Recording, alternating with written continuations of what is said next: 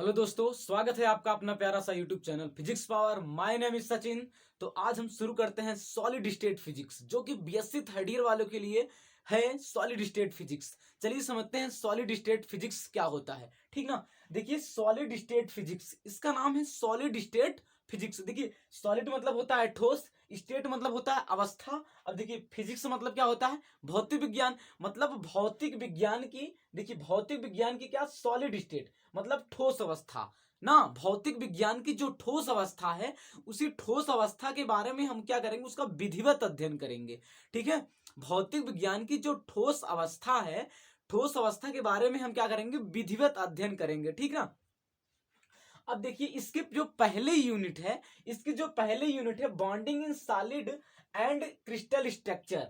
Bonding in solid and crystal structure मतलब ठोसों में आबंधन तथा क्या, क्रिस्टल संरचना। अब देखिए जो कुछ भी बात करेंगे हम सॉलिड स्टेट फिजिक्स में, सब ठोस की बात करेंगे। ठीक है ना।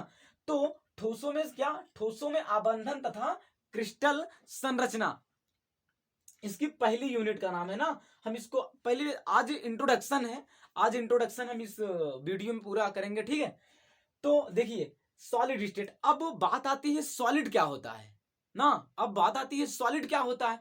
अब देखिए सॉलिड आया कहां से, सॉलिड क्या होता है। अब देखिए पदार्थ की कितनी अवस्थाएं होती हैं, चार अवस्थाएं होती हैं। देखिए पदार्थ की कितनी अवस्थाएं, चार अवस्था। सॉलिड अवस्था, लिक्विड अवस्था, गैस अवस्था, उसको क्या बोलते हैं, प्लाज्मा अवस्था। अब देखिए जो मैटर होता है या पदार्थ होता है, मैटर किसे कहते हैं, जो मैटर होता है मतलब पदार्थ किसे कहते हैं, वह वस्तु मतलब जिसमें द्रव्यमान हो तथा और क्या, जिसमें द्रव्यमान हो या जो स्थान घेरता हो, उसको क्या बोलते हैं, मैटर बोलते हैं। ठीक, तो इसको हम जानते हैं, इस पर ज्यादा हम डिस्कस नहीं करेंगे। ठीक है। अब पदार्थ की कितनी अवस्था होती है, चार अवस्था। सॉलिड तो हम जान रहे हैं, लिक्विड भी हम जान रहे हैं, गैस भी जान रहे हैं, और क्या, प्लाज्मा क्या होता है। तो प्लाज्मा भी हम जानते हैं। देखिए जो तारे होते हैं, कहा जाता है जो तारे होते हैं वो प्लाज्मा के रूप में होते हैं। तारे जो होते हैं वो किसके रूप में होते हैं, प्लाज्मा के रूप में होते हैं। तो हम बात कर रहे थे सॉलिड स्टेट की ना। पदार्थ में सॉलिड स्टेट मतलब ठोस अवस्था क्या होती है, तो मतलब पदार्थ की उन अवस्थाओं में से एक अवस्था है ना। सॉलिड स्टेट क्या है, पदार्थ की उन अवस्थाओं में से एक अवस्था है जिसे क्या कहते हैं, सॉलिड कहते हैं। तथा तथा क्या, जिसका, जिसके जो अणु होते हैं वो क्या, बहुत संपर्क में होते हैं, बहुत सटे रहते हैं, जिससे उसमें कंपन कम हो पाती है, और इसका जो आकार तथा आयतन होता है वो क्या होता है, निश्चित होता है। समझ में आया ना। ये होता है सॉलिड। अब देखिए मैटर कितने प्रकार के, चार प्रकार के, जिसमें क्या, सॉलिड है। अब हमको पूरा सॉलिड के बारे में एकदम विस्तार से पढ़ना है। ठीक है। सॉलिड के बारे में हमको विस्तार से पढ़ना है। अब देखिए ये सॉलिड स्टेट है। अब सॉलिड स्टेट को दो भागों में बांटा गया। कितने भागों में, दो भागों में बांटा गया। देखिए सॉलिड स्टेट को यहां दो भागों में बांटा गया। पहले को बोलते हैं, देखिए क्रिस्टलाइन सॉलिड, क्रिस्टलाइन सॉलिड, पहले को बोलते हैं क्रिस्टलाइन सॉलिड, तथा इसके दूसरे भाग को बोलते हैं एमॉर्फस सॉलिड, एमॉर्फस सॉलिड, या इसको बोलते हैं नॉन क्रिस्टलाइन सॉलिड भी बोला जाता है, या non crystalline solid, non crystalline solid. देखिए सॉलिड को मुख्यतः कितने भागों में बांटा गया, दो भागों में बांटा गया। जिसका सॉलिड को मुख्यतः दो भागों में बांटा गया। पहले का नाम है क्रिस्टलाइन सॉलिड तथा दूसरे का नाम है एमॉर्फस सॉलिड, या इसको बोलते हैं नॉन क्रिस्टलाइन सॉलिड। ठीक ना। अब देखिए जो क्रिस्टलाइन सॉलिड होता है, जो क्रिस्टलाइन सॉलिड होता है, क्रिस्टलाइन सॉलिड को भी कई भागों में बांटा गया है, तो इसकी हम चर्चा कर ले रहे हैं। देखिए क्रिस्टलाइन सॉलिड, पहले इसको बोलते हैं मॉलिक्यूलर, मॉलिक्यूलर ना। इसका दूसरा भाग है आयनिक सॉलिड, आयनिक सॉलिड। तीसरा भाग है इसका मेटालिक सॉलिड, मेटालिक सॉलिड। इसका जो चौथा भाग है, देखिए मॉलिक्यूलर सॉलिड होगा, आयनिक हो गया, मेटालिक हो गया, और इसका जो चौथा भाग है वो है कोवैलेंट, कोवेलेंट। तो कितने भागों में बांटा गया है? 4 भागों में बांटा गया। देखिए molecular, ionic, metallic and covalent, मतलब जो क्रिस्टलाइन सॉलिड है वो भी कितने भागों में बटा है? 4 भागों में बटा है। अब देखिए क्रिस्टलाइन सॉलिड 4 भागों में, molecular, ionic, metallic and covalent solid. लेकिन जो मालिकुलर सॉलिड है ये भी 3 भागों में बट गया है। ये भी 3 भाग, पहला पोलर, दूसरा नॉन पोलर, और तीसरा जो है वो हाइड्रोजन बॉन्डेड।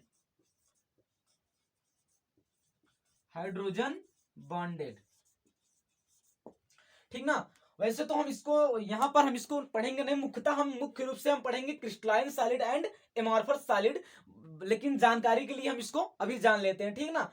तो क्रिस्टलाइन सॉलिड और एमॉर्फस सॉलिड, जो क्रिस्टलाइन सॉलिड है वो कितने भागों में बांटा गया? 4 भागों में, मॉलिक्यूलर, आयनिक, मेटालिक, कोवेलेंट।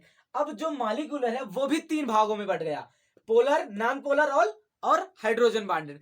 इसको हम बहरहाल पढ़ेंगे नहीं, लेकिन जानकारी के लिए हम इसको जान लेते हैं। ठीक ना। तो जो हम पढ़ेंगे, जो मुख्य रूप से हमको पढ़ना है वो क्रिस्टलाइन सॉलिड और एमॉर्फस सॉलिड के बारे में पढ़ना है। ठीक है ना। इसको आप उतार सकते हैं, उतार लीजिए इतना।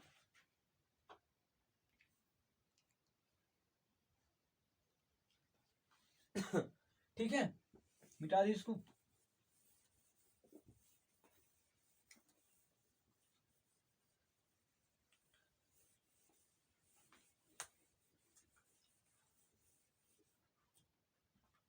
अब देखिए हमको पढ़ना है क्या? क्रिस्टलाइन सॉलिड एंड, मतलब सॉलिड को हम लोग कितने भागों में बांट दिया? सॉलिड को हम 2 भागों में बांट दिया। एक होता है क्रिस्टलाइन सॉलिड, क्या? क्रिस्टलाइन सॉलिड, और दूसरा क्या हो गया? Amorphous solid. Crystalline solid and amorphous solid. अब हमको यहां पढ़ना है क्रिस्टलाइन सॉलिड क्या होता है और एमॉर्फस सॉलिड क्या होता है। Crystalline solid and amorphous solid, इसको जानने से पहले हम थोड़ा जान लेते हैं क्रिस्टल क्या होता है ना। Crystalline solid and amorphous solid को जानने से पहले देखिए क्रिस्टल ऐसे शब्द आ रहा है ना, क्रिस्टलाइन, तो हम जान लेते हैं क्रिस्टल क्या होता है। ठीक है, तो इससे पहले हम थोड़ा जान लेते हैं क्रिस्टल क्या होता है। अब देखिए जो क्रिस्टल होता है, क्रिस्टल जो होता है वो 2 भागों में बट गया है। इसको पहले बोलेंगे सिंगल क्रिस्टल, और दूसरे बोलेंगे पॉलीक्रिस्टल। देखिए इसको मोनोक्रिस्टल बोलते हैं, चाहे सिंगल या मोनो, और इसको क्या पॉलीक्रिस्टल बोलते हैं। ठीक है। अब क्रिस्टल कैसे बनता है? देखिए जो क्रिस्टल कैसे बनता है, अगर हम बात करें क्रिस्टल कैसे बनता है, क्रिस्टल क्या होता है, तो अभी हम इसकी चर्चा करेंगे क्रिस्टल क्या होता है ना। तो देखिए लैटिस स्पेस और बेसिस से मिलकर क्रिस्टल बनता है। तो क्रिस्टल कितने भागों में बांटा गया? Single crystal and polycrystal. अब देखिए सिंगल क्रिस्टल क्या होता है। सिंगल क्रिस्टल, तो सिंगल क्रिस्टल अभी हम देख रहे हैं, लेकिन सबसे पहले हम जान लेते हैं पॉलीक्रिस्टल क्या होता है ना। पॉलीक्रिस्टल, अब देखिए अगर हम बना लेते हैं,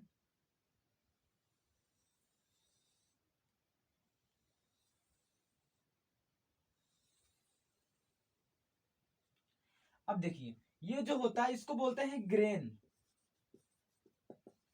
इसको हम बोलते हैं ग्रेन बोलते हैं। अब जो पॉलीक्रिस्टल होता है, पॉलीक्रिस्टल में ये कहा जाता है कि जो इसका ओरिएंटेशन होगा, मतलब हर एक ग्रेन में जो इसका ओरिएंटेशन होगा, देखिए अगर इसमें ये ओरिएंटेशन है तो हर जगह ऐसे ओरिएंटेशन होगा ना, मतलब जो ओरिएंटेशन जिस ग्रेन में जैसा ओरिएंटेशन होगा वो रेगुलर ओरिएंटेशन होगा। लेकिन अगर इसमें मान लो ऐसा ओरिएंटेशन है, ऐसा होगा, तो इसमें क्या, इसमें ये रेगुलर ओरिएंटेशन होगा। जरूरी नहीं है कि जो ओरिएंटेशन इसमें है वैसा ऐसा सेम इसमें भी हो, ये जरूरी नहीं है। लेकिन जरूरी ये है कि जिस ग्रेन में जो ओरिएंटेशन हो वो रेगुलर ओरिएंटेशन हो, जिस ग्रेन में जो ओरिएंटेशन हो वो क्या हो, रेगुलर ओरिएंटेशन हो, इसको क्या बोलते हैं, पॉलीक्रिस्टल बोलते हैं। ठीक ना। अगर आप बात करें देखिए सिंगल क्रिस्टल की अगर हम बात करें, देखिए सिंगल क्रिस्टल की,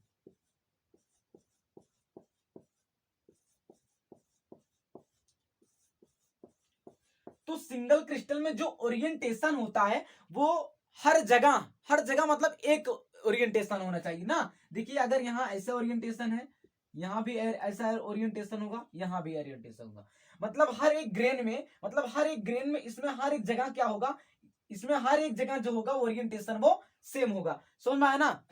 इसमें ओरिएंटेशन क्या हर जगह रेगुलर होगा, सेम होगा हर जगह। लेकिन इसमें क्या होगा, जरूरी नहीं है कि हर ग्रेन में एक जैसा ओरिएंटेशन हो। जैसे इसमें ऐसा ओरिएंटेशन जरूरी नहीं सब में ऐसा हो, मतलब लेकिन जिस ग्रेन में जो ओरिएंटेशन हो वो रेगुलर होना चाहिए। ठीक, अगर इसमें ऐसा है पूरा ओरिएंटेशन रेगुलर होना चाहिए। ठीक है, इसको बोलते हैं क्या, सिंगल क्रिस्टल, और इसको बोलते हैं पॉलीक्रिस्टल। समझ में आया। अगर बात करें स्ट्रेंथ की, स्ट्रेंथ देखिए जो स्ट्रेंथ होता है वो सिंगल क्रिस्टल की जो स्ट्रेंथ होता है वो पॉलीक्रिस्टल की स्ट्रेंथ से ज्यादा होता है ना। मतलब सिंगल क्रिस्टल जो होता है वो ज्यादा मजबूत होता है ना, मतलब जो सिंगल क्रिस्टल होता है वो ज्यादा मजबूत होता है। अगर हम आपको बताएं, देखिए जो सिंगल क्रिस्टल होता है इसके जो हमारे डेली लाइफ में जो एग्जांपल है, देखिए इसको क्या बोलते हैं हम, मोनोक्रिस्टल या पॉलीक्रिस्टल या सिंगल क्रिस्टल इसको बोलते हैं हम, सिंगल क्रिस्टल या मोनोक्रिस्टल बोलते हैं। ठीक, इसका जो हमारी दैनिक जीवन में जो इसका जो डेली लाइफ में जो यूज है, देखिए जो सोलर पैनल होते हैं ना, देखिए जो सोलर पैनल होते हैं वो दो टाइप के सोलर पैनल होते हैं, एक मोनोक्रिस्टल होते हैं, एक पॉलीक्रिस्टल होते हैं ना। जो सोलर पैनल होते हैं वो दो टाइप के होते हैं, एक मोनोक्रिस्टल होता है, एक पॉलीक्रिस्टल होता है। देखिए जो मोनोक्रिस्टल होता है उसका स्ट्रेंथ ज्यादा होता है ना। देखिए जो मोनोक्रिस्टल है उसका क्या होता है, स्ट्रेंथ ज्यादा होता है। इसका मतलब जो मोनोक्रिस्टल से जो सोलर पैनल बनेगा उसका स्ट्रेंथ क्या होगा, ज्यादा होगा, किसकी तुलना में, पॉलीक्रिस्टल की तुलना में। ठीक, अब देखिए जो मोनोक्रिस्टल से जो सोलर पैनल बनता है वह कम ऊर्जा में, मतलब जिस इलाके में, मतलब जहां धूप कम निकलती हो, अगर वहां भी सोलर पैनल लगा है तो कम धूप में लाइट तब भी देगा। मतलब अगर जिस दिन धूप नहीं निकली, धूप कम, मतलब कम धूप में भी क्या करेगा, वो लाइट को देगा, लाइट को उसी रेट से कम धूप में देगा। तो ऐसी जगहों पे क्या होता है, मोनोक्रिस्टल होता है, मतलब धूप कम ले और लाइट को ज्यादा दे, या मतलब कम धूप में भी लाइट को वो जला सके, वो बल्ब को जला सके, उसको क्या बोलते हैं, मोनोक्रिस्टल। वो मोनोक्रिस्टल से वो सोलर पैनल बने होते हैं। ठीक है, और जो पॉलीक्रिस्टल होते हैं इनके लिए धूप ज्यादा जरूरी होती है। जो पॉलीक्रिस्टल होते हैं इनके लिए धूप ज्यादा जरूरी, मतलब धूप की ज्यादा जरूरत होती है पॉलीक्रिस्टल के लिए। तो जो पॉलीक्रिस्टल से जो सोलर पैनल बने होते हैं उनके लिए धूप की ज्यादा जरूरत होती है। ठीक है ना। ठीक, इतना हो गया। अब देखिए अब देखिए अगर हम बात करें जो आपने अगर देखा होगा, देखिए जो मोनोक्रिस्टल से बने होते हैं सोलर पैनल उसका उनका शेप कुछ ऐसे रहता है, उनका शेप कुछ ऐसे रहता है, उसका शेप कुछ ऐसे रहता है। लेकिन जो पॉलीक्रिस्टल से जो सोलर पैनल बने होते हैं उनका शेप देखिए ऐसे रहता है, थोड़ा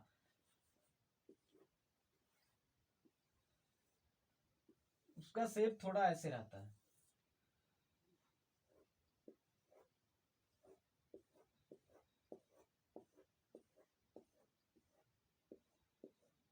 उसका शेप थोड़ा ऐसे रहता है। ठीक है, मतलब ये जो लाइनें हैं वो सट के रहती हैं, लेकिन जो मोनोक्रिस्टल से सोलर पैनल बने होते हैं उसमें लाइनें जो होती हैं वो थोड़ा दूर दूर रहती हैं। तो अगर आपको पहचानना होगा कौन मोनोक्रिस्टल से बना है और कौन पॉलीक्रिस्टल से बना हो तो आप इस लाइन को देखकर पहचान सकते हैं। ठीक है ना, ये समझ में आया ना। ठीक, उतार लीजिए इसको।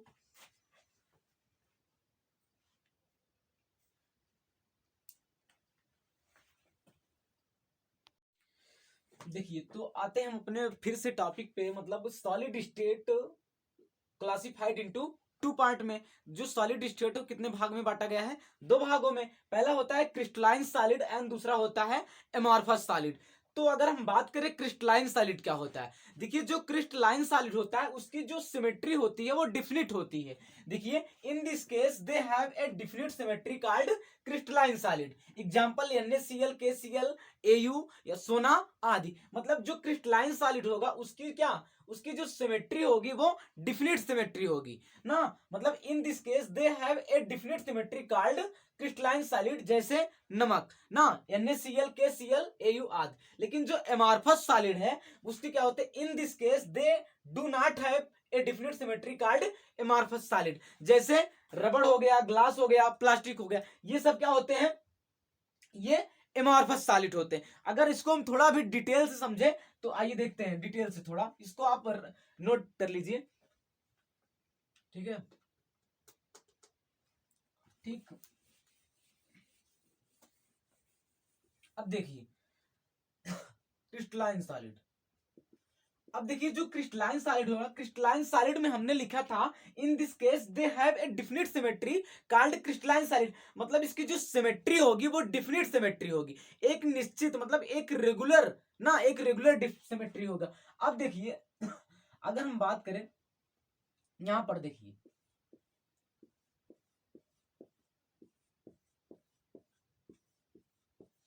ये जो सिमेट्री है, ये जो सिमेट्री होती है, ये सिमेट्री क्या है, ये क्रिस्टलाइन सॉलिड की सिमेट्री है। मतलब इसमें देखिए अगर हम कहीं से ओरिएंटेशन बनाएंगे, देखिए कहीं से ओरिएंटेशन बनाएंगे तो एक सेम ओरिएंटेशन बनता है, मतलब एक रेगुलर ओरिएंटेशन बनता है ना। मतलब जिसकी सिमेट्री क्या हो, डिफिनिट हो, जिसकी सिमेट्री डिफिनिट हो, उसको हम क्या बोलेंगे, क्रिस्टलाइन सॉलिड। मतलब in this case they have a definite symmetry called crystalline solid, ठीक है।